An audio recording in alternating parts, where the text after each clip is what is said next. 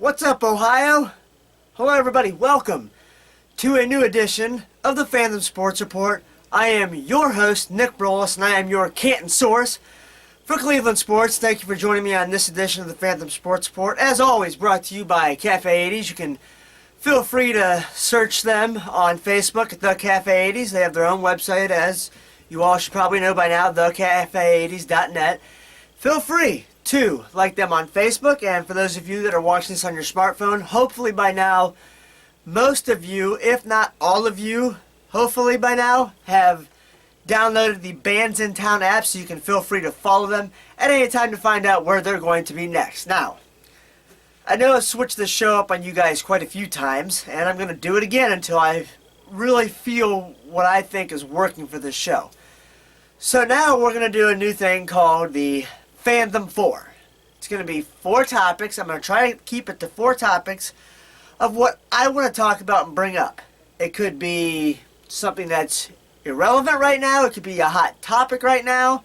Or it could be something that I just brainstormed through the day that I'm like, I wonder what people think of this. So, without further ado, here we go. And this is topic number 1. The Cleveland Browns made some roster cuts the other day. They terminated defensive lineman Phil Taylor's contract.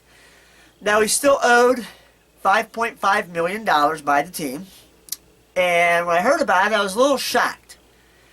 But, if you've been watching the Browns preseason games so far this year, you will have noticed one man that has stood out. Jamie Meter. He played for them in their final game last year in Baltimore. What a coincidence. He also was cut by the Ravens last year.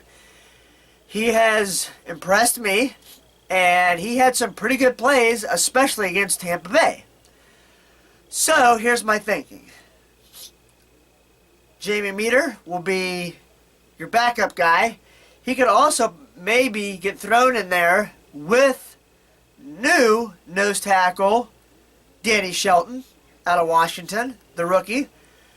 And maybe if they want to put 2 guys in the middle, especially when there's short yardage situations on defense, maybe they put both of them in there at the same time.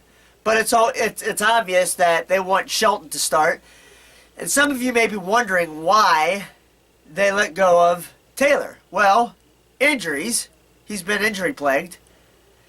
Number 2, when he has been in there as a starter, he hasn't always played up to the level that he's been expected to play at. So, I was surprised that they cut him and terminated his contract, but in the long term, I'm not really surprised because they have plenty of people that they can bring in to do his job.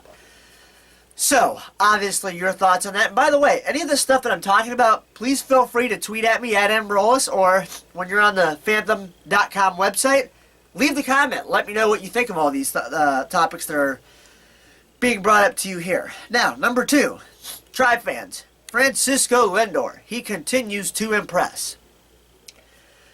I was watching the game last night up in Toronto. Made an unbelievable double. Those of you that watched the game noticed he went running into second base, brought his, I think it was his right arm back, and put his left arm in there like that, if you can see. Impressive. He was safe, clearly. But not only that, but he's got some power, and he's obviously got the speed. He's got range. Tribe fans, I think we got our new starting long-term shortstop.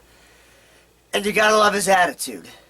I'm very impressed with him. I'm glad they called him up, and kind of makes you wonder how good he could have been if they would call him up a little bit earlier. So, if you want to chime in on that, let me know. But I think Francisco Lindor, he's definitely impressed me so far. This is probably a no-brainer for most of you. Excited for football being back? Of course. Why not? High school started last week here in the state of Ohio. Not sure about the other states. College football starts up tomorrow night, or if you're watching this on Thursday, tomorrow, starts up tonight. You have Michigan and Utah, and TCU in Minnesota, and that gets the ball rolling from here on out. Soon there will be football on TV almost every night. Yes. And most of you should know by now, I love my football. And, of course, Ohio State opens up this Monday at Virginia Tech. And the Cleveland Browns start the regular season next Sunday when they travel to the New York Jets. And finally this. And I bring this up for one big reason. Should Major League Baseball, the NFL, and the NBA get rid of all the little divisions and just have, for example, Major League Baseball, should they have just the NL and the AL and let your divisional winners get in? Or, let me take that back. There's a reason why we're getting rid of this. You give your 3 or 4 best teams the playoff spot, and then maybe a wild card, or the 3 top teams, and then have 2 wild cards. And in the NBA, I think that you should just have your 6 best records per conference. Let them get in. NFL, I think you should have your 3 best records and then your 2 wild cards. That's my opinion. Now, some of you may be thinking in the NBA, I agree with you with this. If you just cut it down to 6, 2 Western Conference teams are going to get messed over. But here's the thing: in the East, it would work out pretty well because most of the time they're just barely 500. In the NFL, there's 2 teams in the NFC South that should have never made it. So that's just my opinion. I think it should just come down to the best records in each league. My thoughts? Let me know what you think. Well, that about does it here for this edition of the Freedom Sports Report. I want to thank all of you for tuning in as usual. I hope that you guys have a great rest of the week and enjoy this great weekend of football, especially college football starting up on Thursday. My name is Nick Broulis, and I am your Canton source for Cleveland sports.